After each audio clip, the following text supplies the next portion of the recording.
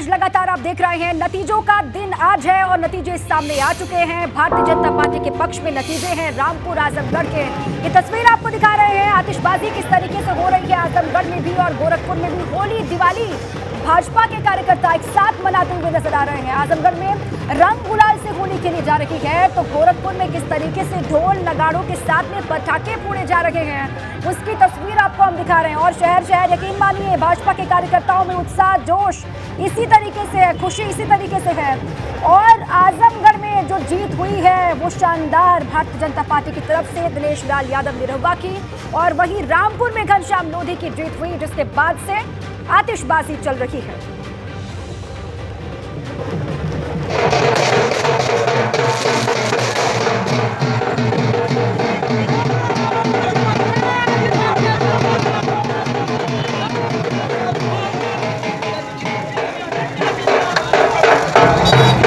सरोज पीछे दबो ना यार।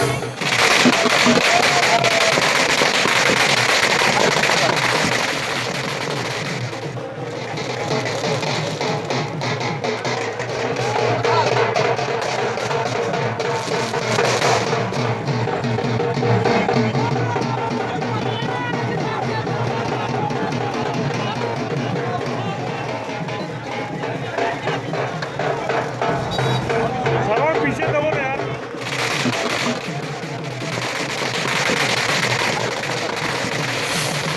तो इन्हीं आतिशबाजी की तस्वीरों के साथ में एक छोटे से ब्रेक का यहाँ पर वक्त हो चुका है। महाकवरेज लगातार जारी है। हर एक प्रतिक्रिया हर एक रिएक्शन आप तक पहुंचाएंगे। किस तरीके से समाजवादी पार्टी के नेता हार को लेकर रिएक्ट करते हैं और भाजपा किस तरीके से प्रतिक्रिया देती है। तमाम बड़े दिग्गज क्या कुछ कहते हैं उस पर लगातार नजर है। नतीजे कहाँ है? चुनाव था ही कहाँ? इसे ना आप चुनाव कह सकते हैं ना चुनावी नतीजे कह सकते हैं। 900 वोट का पोलिंग स्टेशन और 6 वोट बस्ती है मुसलमानों की। 500 का पोलिंग मोहल्ला है मुसलमानों का 1 वोट। जो उम्मीदें थी नतीजा अच्छा आने की इसके क्या वजह जी क्या वजह रही जो ये? अरे भाई और कैसे वजह बताएं भाई, और क्या वजह बताएं? अब आप बिल्कुल नादान बन जाओ, मासूम बन जाओ, कुछ आपको नजर ही नहीं आए, कुछ आपको दिखे ही नहीं, कुछ आप कहना ही नहीं चाहो, बताने ही नहीं चाहो, सिर्फ सरकार की ढपली बजाओ, सिर्फ उनके पैसों पर मौज मस्ती करो, तो क्या बताएं आपको? आप हमें बताओगे या हम आपको बताएं? भाई लोकतंत्र का स्तंभ आप हो या हम हैं कमजोर लोग? आप बताएंगे हमें। 23 तारीख को पोलिंग वाले दिन इस तरीके से प्रशासन ने किया तो वो भी आप ही बताइए। हमने तो सहा है, जो सहा है वो बताइए आप। हमसे क्या पूछ रहे हो भाई? आप फिर क्या देख रहे हैं? आपकी ये चौथी आंख क्या देख रही है? जब आप ही को नहीं दिख रहा है तो हम तो पैदाइशी अंधे हैं, हमें क्या दिखेगा? और अंधों ने चश्मा भी लगा रखा है। तो अपने प्रत्याशी की जीत मानते हैं इस तरीके से इतने कुछ होने के बाद? यकीनन यकीनन हमारी अखलाकी जीत भी है, सियासी जीत भी है। वर्कर्स को क्या संदेश देना चाहते हैं जो कार्यकर्ताओं में? घृणा का जवाब घृणा से न दें।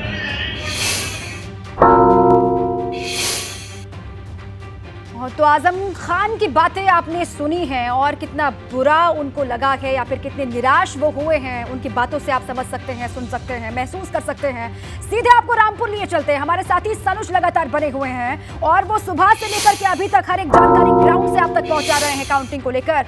सनुज देखिए, जो सोचा नहीं था वो हो गया समाजवादी पार्टी के लिए रामपुर में। और आजमगढ़ से नीतीश भी हमारे साथ बने हुए, उनका भी रुख करेंगे, लेकिन उससे पहले सनुज ये सवाल मेरा आपसे है, जो सोचा नहीं था वो हुआ समाजवादी पार्टी के कार्यकर्ताओं के साथ में, आजम खान के साथ में, और वो साफ तौर से निराशा भी दिखाई दे रही है। उन्होंने कहा कि प्रशासनिक अधिकारियों ने टेंडर लिया हुआ था बीजेपी को जिताने के लिए और समाजवादी पार्टी को हराने के लिए। सनुज हाँ, देखिए इस बात से इनकार नहीं किया जा सकता कि रामपुर समाजवादी पार्टी की बात हो या आजम खां हो, आजम खां का ये गढ़ कहा जाता है। आजम खां का यहाँ पर अपना एक वजूद है और जिस तरीके से उन्होंने यहाँ पर लोकसभा उपचुनाव उससे इस्तीफा दिया सांसद से और उसके बाद यहाँ पर उपचुनाव हुआ, तो उपचुनाव में उनको नतीजा था कि जिस तरीके से वो करीब 1 लाख से ज़्यादा वोटों से जीते थे, तो जिन आसिम राजा को उन्होंने यहाँ पर प्रत्याशी घोषित कराया, पूरी अपनी ताकत लगाई, अखिलेश यादव ने भी पूरी आज़ादी उनको दे रखी थी, वो रामपुर में चाहे जिसको प्रत्याशी घोषित कर दें। लेकिन आसिम राजा की जो साइकिल है वो शुरू में 15 राउंड तक बड़ी स्पीड से दौड़ी, लेकिन उसके बाद इस तरीके से पीछे आए कि 42,192 वोटों का जो अब तक तस्वीर निकलकर सामने आ रही है, इतनी वोटों से यहाँ बीजेपी के जो प्रत्याशी हैं घनश्याम सिंह लोधी वो चुनाव जीत गए हैं। अब तमाम सवाल यहाँ पर खड़े हो रहे हैं। देखिए, यहाँ पर बीजेपी के तमाम नेताओं ने, चाहे मुख्यमंत्री की बात हो, चाहे उप मुख्यमंत्री की बात हो, चाहे तमाम कैबिनेट मंत्री की बात हो, उन्होंने पूरी तरीके से रामपुर की जो घेराबंदी करी, उस घेराबंदी को करने में और चक्रव्यूह रचने में पूरी तरीके से बीजेपी के जो सिरमौर थे वो पूरी तरीके से कामयाब हो पाए और यहाँ पर कमल खिल गया। इससे इतर अगर बात करें तो ये कहीं ना कहीं एक वजूद की जंग थी, आजम खां के कद की जंग थी, और उस आजम खां के कद की जंग में कहीं ना कहीं ये हार एक निराशा दिखा रही है, निराशा बता रही है, और ये भी साबित करने का काम कर रही है कि आजम खां का जादू क्या वाकई यहाँ पर कम हो गया है। हालांकि अभी आपने सुना, आजम खां से हमने कल भी बात की थी और उससे पहले हमने जिस दिन मतदान हुआ था उस दिन भी आजम खां से हमने बात की थी। उन्होंने सीधा आरोप लगाया था कि लोगों को मतदान करने से रोका जा रहा है, मतदान केंद्रों तक मतदाताओं को नहीं पहुंचने दिया जा रहा है, एक बिरादरी और एक पार्टी के लोगों को निशाना बनाया जा रहा है। इसलिए यहाँ के जो चुनावी नतीजे हैं वो उम्मीद के मुताबिक नहीं आएंगे। हालांकि वो जीत को लेकर आश्वस्त जरूर नजर आ रहे थे और सीधा कह रहे थे कि जब 26 तारीख को मतगणना होगी तब तस्वीर पूरी तरीके से साफ हो पाएगी।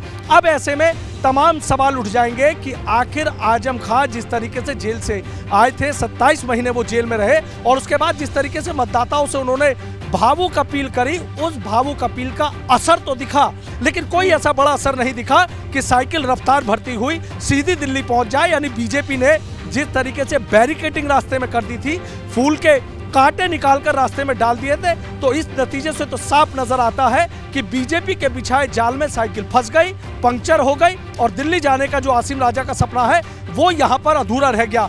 अब ऐसे में समाजवादी पार्टी, चूंकि देखिए ये जो उपचुनाव है इनको 2024 लोकसभा चुनाव का लिटमस टेस्ट के तौर पर जो बीजेपी है वो मैदान में उतरी थी, और बीजेपी अब एक नई रणनीति के तहत और यहाँ पर काम करेगी।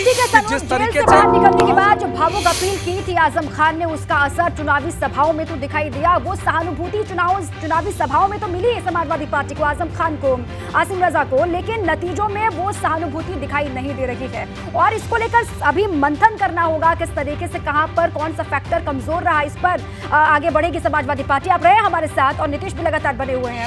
इधर देखिए, आजमगढ़ में हार के बाद समाजवादी पार्टी उम्मीदवार और अखिलेश यादव के चचेरे भाई धर्मेंद्र यादव ने कहा है कि आजमगढ़ से हमारा रिश्ता बहुत पुराना है, पार्टी जो कहेगी वो करूंगा। इन हारों से धर्मेंद्र यादव कभी न घबराए थे न घबराएंगे, और ये जो तमाम तरीके के यंत्र षड्यंत्र चले, बहुजन समाज पार्टी, भारतीय जनता पार्टी, प्रशासन उत्तर प्रदेश का, देश का प्रशासन, मुख्यमंत्री कल बनारस में रुके थे, क्यों रुके थे जरा इस बात का जवाब ले लीजिएगा।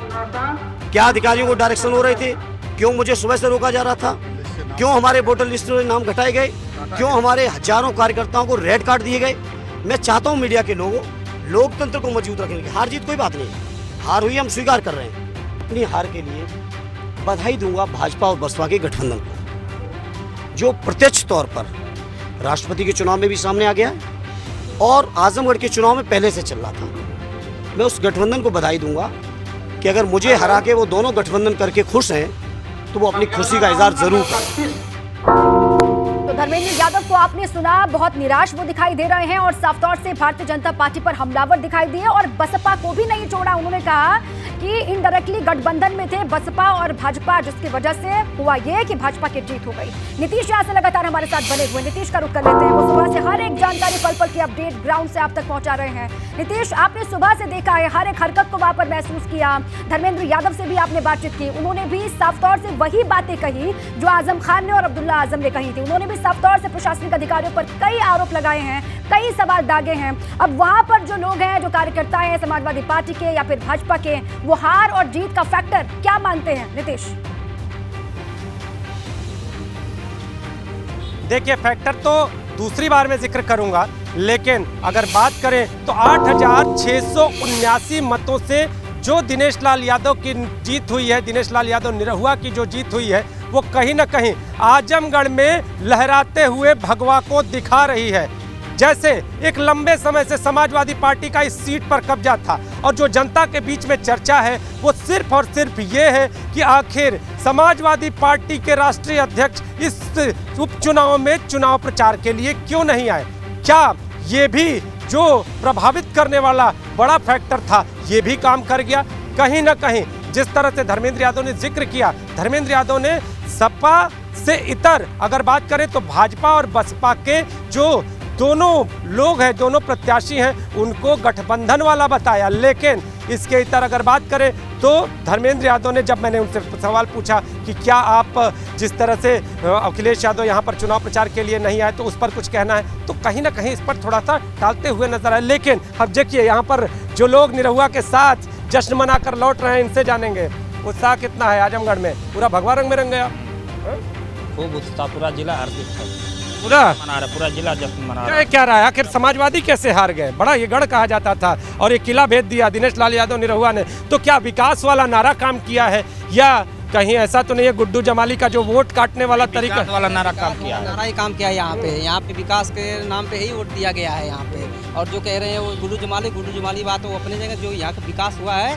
विकास करना है, उसके यहाँ पे वोट दिया जा रहा है। अपनी जगह वाली बात क्या? अपनी जगह मतलब गुड्डू जमाली वाली बात अपनी जगह क्या मतलब है? क्या कुछ गुड्डू जमाली जो किए वो अपना किए, वो लड़े अपना चुनाव, जितना वोट पाए वो पाए, लेकिन यहाँ पे जो विकास हुआ के नाम पे यहाँ वोट दिया गया। 3 साल विकास नहीं हुआ यहाँ पर, 2 साल के विकास के लिए यहाँ पे जनता ने वोट दिया है और हमारे दिनेश लाल यादव निरहुआ जीत के यहाँ से जाएंगे और विकास के यहाँ गंगा बहेगी। आप भी बताइए, आप भी बड़ा पीछे चुपचाप खड़े हैं और पूरा एकदम देख रहे हैं अबीर अबीर खेल क्या क्या? अरे जिला मंत्री है, अरे वाह। तो आप बताइए कि तैयारी कैसी थी और ये किला भेदने के लिए ये जो चक्रव्यूह कहा जा रहा था कि समाजवादी और एक तरफ एमवाई फैक्टर यहाँ काम करता था, तो इसको कैसे भेदा आप लोगों ने? किस तरह की मतलब यहाँ पर नीति अपनाई आप लोगों ने? यहाँ पे कोई इस तरह से फैक्टर नहीं है। जो कहते हैं यादवगढ़ है, या यादवगढ़ नहीं है।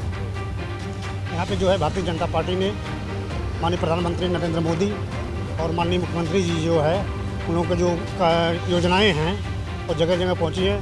पूरे जो है आजमगढ़ में जो है मैंने विकास जो हुआ है उसके जो लक्ष्य था हम लोगों का, जो उपलब्धियाँ थी, उस हिसाब से हम लोगों को प्रतिशत बढ़ा है। तो निरहुआ के सामने भी बड़ा चैलेंज है, बड़ा चैलेंज इसलिए कि अब वक्त कम है और इस कम वक्त में आजमगढ़ की जनता को विकास की दृष्टि पर पूरी तरह से खरा उतरकर उन्हें संतुष्ट करना है। ये देखिए यहाँ फोटो बीजेपी का यही कह रहा है, जो योजनाएं हैं भारतीय जनता पार्टी के उसी का ही असर है और गढ़ जैसी चीज कोई होती ही नहीं है। किला किसी का नहीं होता और किला ढह जाता है। जो किले की दुहाई देते हैं उनका किला ढह जाता है, ये बीजेपी वाले कह रहे हैं। आप दोनों ही रहिए हमारे साथ। आजमगढ़ में जीत से गदगद दिखे दिनेश लाल यादव निरहुआ ने कहा है कि ये जीत जनता जनार्दन को समर्पित है।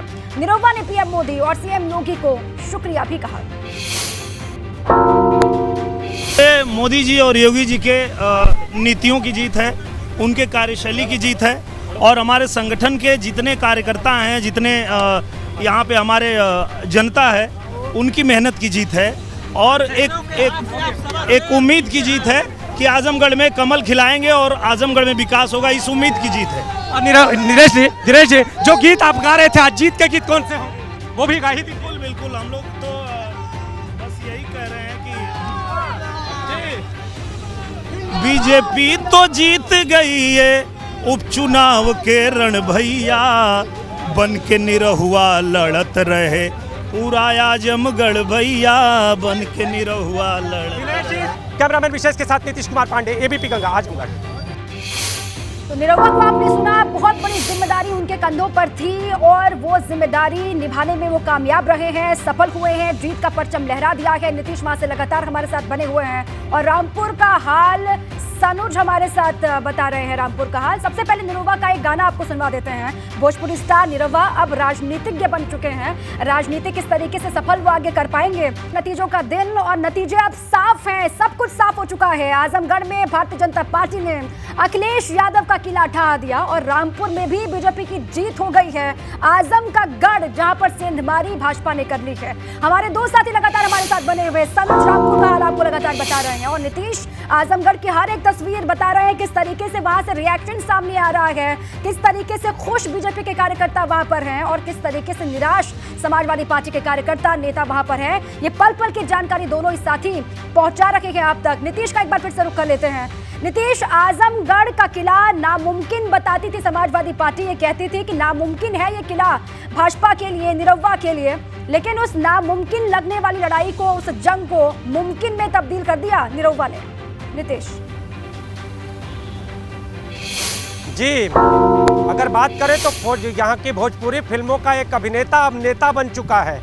दिनेश लाल यादव निरहुआ जिसे कहते थे, अब निरहुआ नेता बन चुका है और नेता बन के आजमगढ़ की सरजमी पर कहीं ना कहीं विकास के दावे करता हुआ नजर आ रहा है। तो दिनेश लाल यादव निरहुआ अब पूरी तरह से उत्साह से लबरेज हैं और उनके साथ उनके कार्यकर्ता और उनके समर्थक आजमगढ़ की सड़कों पर चहलकदमी करके जनता का अभिवादन स्वीकार कर रहे हैं और इसके साथ ही जनता को धन्यवाद भी देते नजर आ रहे हैं। आपको बताऊं कि कुछ दिनों पहले जब हमने दिनेश लाल यादव निरहुआ से बातचीत की थी तो उनके अंदर जो कॉन्फिडेंस था वो दिख रहा था, लेकिन आजमगढ़ की जनता ने, चूंकि जिस तरह से अब 1.5 साल का समय रह गया है, तो जनता ने भी ये सोचा है कि कहीं ना कहीं आजमगढ़ में भी विकास का नारा गूंजना चाहिए।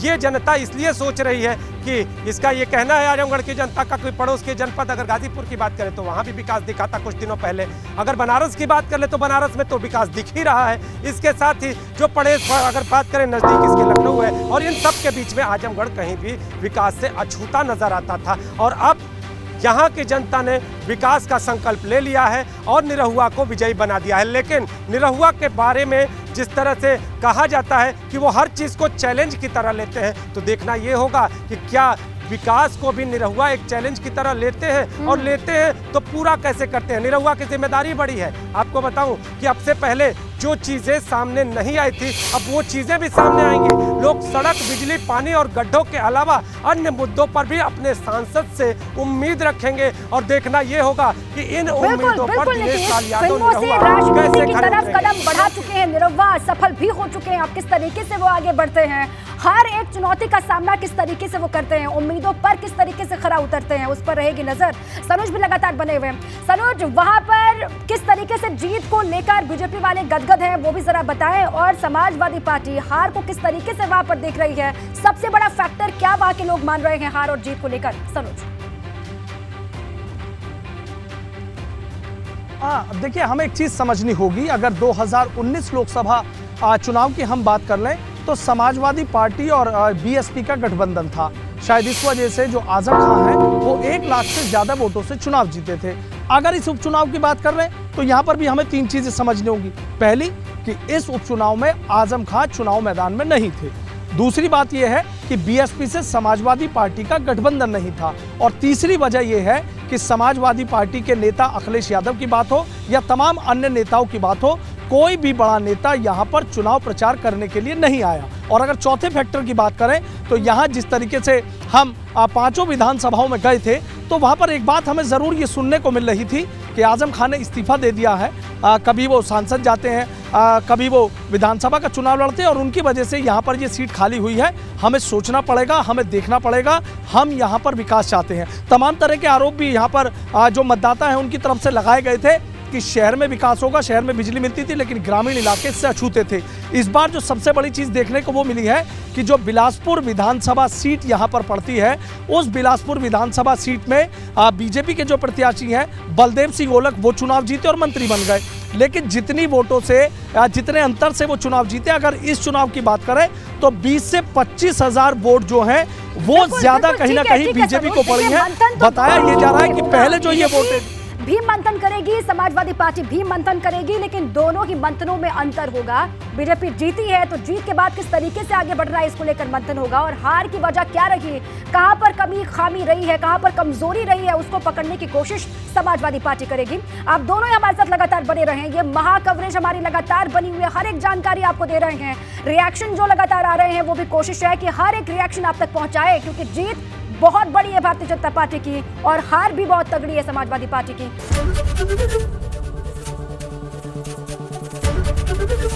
एबीपी गंगा, खबर आपकी, जुबान आपकी।